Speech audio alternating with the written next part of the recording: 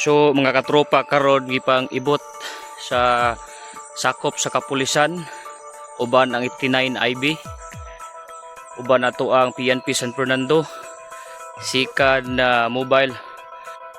So mo ni mga katropa sa nagkaingon mo gisibing na gisilaban ba na. So gipubuan og mga gasolina. Karon masigurado gyud. Hindi na magamit, hindi na mapuslan. Ngalaya, itsa. 5 all.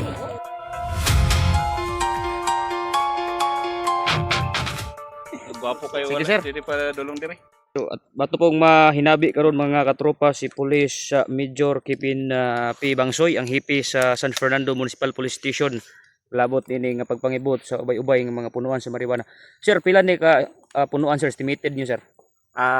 Sir, good morning sa tanan. By the way, ako tulad ng sinabi ni sir, ako si Police Major Bangsoy Kevin sa San Fernando PNP. So una, itong operation na to ay nag-start sa sumbong ng mga concerned citizen natin na nagsumbong sa ating AFP personnel, then from that information nagkaroon ng joint coordination between AFP and PNP personnel to launch this uprooting and eradication of